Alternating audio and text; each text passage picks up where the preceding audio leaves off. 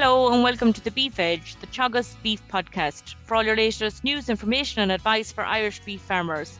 I'm Catherine Egan, and following the recent meeting of the National Fodder and Food Security Committee meeting last week, I'm joined by Teagasc Head of Drystock, Pearse Kelly, to get an insight to the steps farmers can take in the weeks ahead.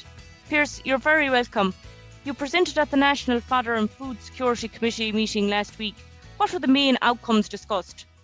That food committee was pulled together last week by the minister, and the purpose of that was really to look at emerging issues that are common in the industry in terms of feed and fodder and fertiliser and fuel and other inputs, and really to develop some contingency plans, and for that committee to be able to advise and assist farmers in managing their farm enterprises through a period of high input price inflation and what other pressures might be coming in the industry. So the purpose of the meeting really is, what advice really can we give farmers to work their way through the coming weeks and months in terms of these high input prices.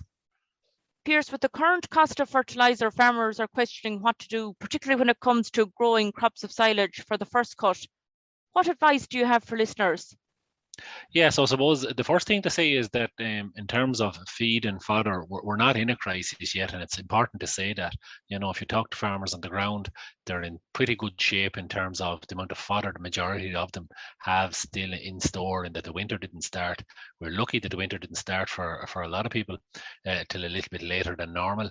Hopefully, if weather starts drying up now, we'll get out and there'll be some feed there. But I suppose the worry we have is that people maybe haven't done maybe enough thinking or planning in terms of their first cut silage. And when people go in to buy fertiliser, and they're faced with the fact that, you know, it has gone up by not percentages but multiples since they bought fertiliser last, which would have been last summer for the vast majority of people, and for some people on the dry stock side it would have probably been this time last year, especially around silage, since they bought fertiliser. And you know, it's gone up significantly in price. And what we want to make sure is that people who are, when they are making the decisions on what fertiliser they're going to put out for this year and what silage they're going to make for this year, is they still bear in mind that what feed they're going to need in this back end. So we're trying to avoid a crisis, if you like. We're not there, and hopefully we won't be there. But the advice really is, you know, sit down and do your sums and work out, well, what fodder will I need in this back end in terms of what stock do I still have in the farm? Do I still have bales left over or pit silage? And, you know, and encouragingly some people do, and a lot of people still do. So how much of that?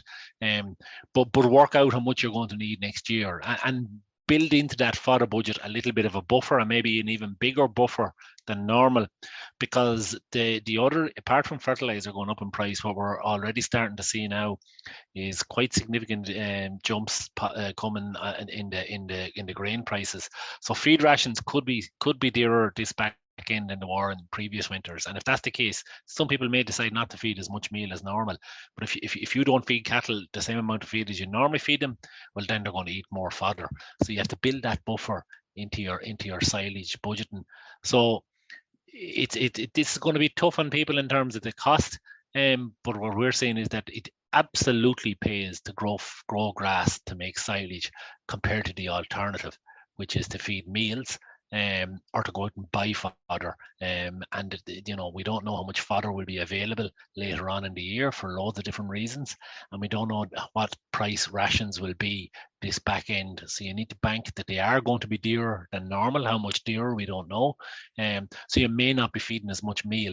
So just build those couple of little calculations into your silage plans in terms of how much silage am I going to need to grow in the coming months. And then the only way to grow silage on that, unfortunately, is to put out the fertiliser. And for the most part, the advice we're giving to people is put out whatever fertiliser you normally put out for silage. The cost is one thing, but the worst possible situation would be is that, okay, to save money now, and you know, there are cash flows issues with that, but to save money now, but to be short of fodder later in the year, won't make sense. What impact is the fertiliser going to have for the year ahead when farmers are applying fertiliser to grazing ground, Pearse, and what should they consider? Yeah, so that's the second part of this, Catherine. I suppose our immediate concern is the silage one, to make sure people start putting in plans for next year. But then you're rightly so say about grazing ground. So there are ways of reducing fertilizer on grazing ground and putting in alternative plans, and we can go through those in a second. But I suppose again the same story in the grazing ground is that if people don't make alternative plans and just basically put out less fertilizer than they normally did, but don't make any other changes, then they're going to grow less grass in 2022 than they did in previous years. Now, where some people have got their silage over the years is by as they grow more, as they grow grass, and if they grow a lot of it, they are a little bit surplus. They take it out as round bales and surplus bales, and that we're probably going to see a lot less of those this year. So there won't be the same ability to pick up surplus bales if people are putting out maybe only 60, 70, 80% of what they'd normally put out on grazing ground. But there are other things you can do. One of the big things, one of the low-lying fruit on a lot of dry stock farms is, reduce the number of grazing groups and put in a few more divisions, even if they're only temporary divisions, and get cattle off of grass after 2 or 3 or 4 days, so that it has a long rest period, rather than set stocking where cattle are grazing maybe a same field or a paddock for a week, 10 days. We've seen time and time again where in demonstration farms where we've got people to put in paddocks, even temporary paddocks, they immediately grow an awful lot more grass for the same amount of fertilizer that they've been putting out. The other big switch that a lot of dry stock farms will have to make this year in comparison to other years. A lot of dry stock farms are used to putting out compounds. There might be, the most common one over the years would have been 18-6-12. People moved away from that, probably moving back to a little bit now. But a lot of people are putting out these low PK kind of grazing fertilizers and can-based fertilizers. Well, they're very, very expensive from a per unit of nitrogen. The dry stock farmers traditionally have been slow to move to urea. Our advice in the past was urea wasn't suitable for spreading in the summer months, mostly because volatilization and that. But there is protected urea there now, and the results are really encouraging from the protected urea. All the work has shown that it's every bit as good as can. And is actually even a little bit more efficient from a nitrogen point of view than ordinary urea, and can be spread all year. And on a per unit of nitrogen cost compared to can-based products, significantly lower price. So while you might have to, if you want to cut your fertilizer bill, we'd say move over to those protected urea products to get a much better bang for your buck. And there have been over 20 spring beef grass walks happening across the country, Pearse, during the month of March. And I suppose soil fertility was highlighted again and again at the walks. Does lime have a role this year above any other year at this stage, or when should it be applied? Yeah, it's the old story there, Catherine, that of all the fertilizers, lime is the cheapest one. And the only way lime will go up in price this year is because of diesel. So it'll be the person who's spreading the lime might have to charge a little bit more because of the cost of diesel. But lime itself has not going, the cost of the lime itself per ton is not going to rise. So that's if someone has fields there that they have identified, and it's important that they identify if they do need lime, because the last thing you need also to do is put out lime where it's not needed. You could do more harm than good. But if you have soil samples there and they're showing that there's a lime requirement on those fields, you will get an immediate response from that. And it's the first thing that should be done before people look at P's and K's, and that is get the lime status right. And it's been a late year for putting any fertilizer out, and a lot of people still don't have any slurry out. So there is still an opportunity for people to go out and take soil samples there on fields that haven't had P and K or any slurry on them in the last 3-4 months. And if that's the case, then go take the soil samples. See, is there an opportunity there with a percentage of your farm in all likelihood needs some level of lime. With the current market, farmers are questioning, should they sell weanlings, should they sell stores, and even sell cows to help with cash flow? What would you be advising? Yeah, so it's a good point, Catherine. So on the cow one, what we'd say is this is beef prices. I suppose the one positive that we're seeing there at the moment is that we're seeing a really strong beef price, and all the market indications are is that from what we can see coming down the road, the next couple of months at least, beef price is likely to remain strong. So is this an opportunity maybe to clean up your house, kind of, and say, well, okay, listen, there's certain cows there that are maybe not as productive as other cows. Could I maybe cull those this year? Maybe there are cows that are consistently late calvers, or they're giving problems, or their docility is an issue, or they're just giving you whatever issues over the years. And by all means, bring in more replacements then to replace them, and have them calving down this time next year instead.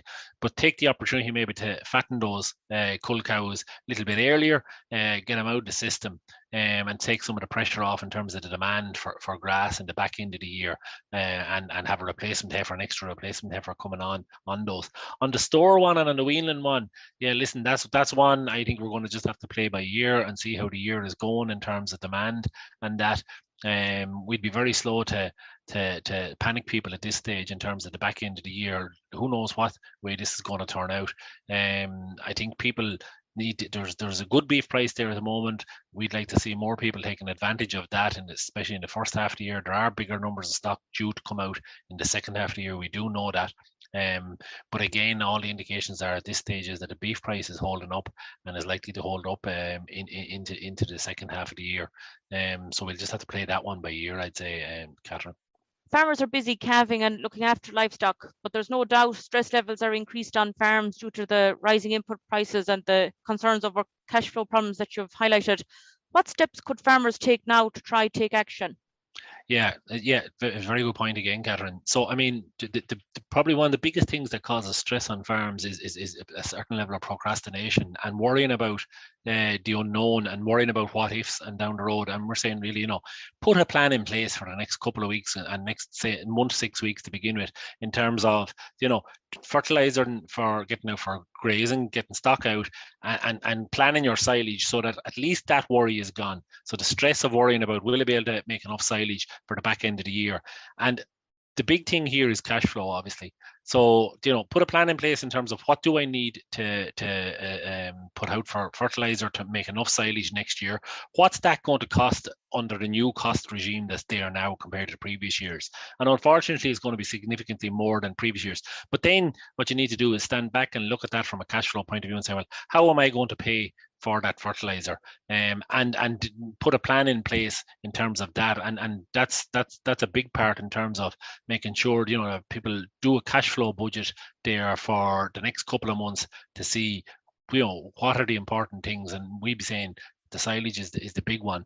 And then talk in terms of from talking to the banks and talking to the different credit institutions, and that the message there very clearly said to us at the committee on Friday was there is money there. There absolutely is money available there for farmers. Debt is at one of its lowest levels in recent years on farms. Overdrafts are at one of their lowest levels. Deposits are actually at one of their highest levels. And what they're saying is there is finance there available. And if farmers need that finance, come in and talk to them, and they put a plan in place. And really, that's a big part of the whole stress story, is that if you have a plan, it might not be the most palatable plan in the world, but you do have a plan, and that you put that plan into action and you act on it, rather than worrying about what ifs and what might happen and what could happen down the road in the coming weeks and months. If you have a plan, and then stick to that plan and work towards it, and talk to your Teagasc advisor. That's what they're there for, in terms of do a fodder budget, do a fertilizer budget, and do a cash flow. And I think if you're worried, the advisor is always there at the other end of the phone, or to come in and have a visit or a chat or a call out to you to do those. And those would be the three things we'll be saying. What's kind of needed immediately is, how much fodder do I have in the yard? How much do I need? How much fertilizer will I need to put out on whatever area of silage I'm closing up? And cash flow in terms of how am I going to pay for this, a cash flow plan. There's a wide range of help available, as you highlight, Pearse, particularly from the local Teagasc advisor, merchants and financial institutions. Absolutely, yeah, and make use of those. That's what we're here for. Pick up the phone, ring someone, and if the person at the end of the phone can't help you, they will absolutely know someone that can help you. Thanks very much, Pearse. Thank you, Catherine. That's all for this week's episode, and my thanks to Pearse for joining me on the show. You can catch up on all other shows and interviews from the Beef Edge podcast on the Teagasc website at teagasc.ie, or you can listen on Apple and Google Podcasts as well as Spotify. Don't forget to rate, review and subscribe so you never miss a show. For all other updates from our beef programme, keep an eye on our Twitter and Facebook pages. Until next time, I'm Catherine Egan, and thanks for listening.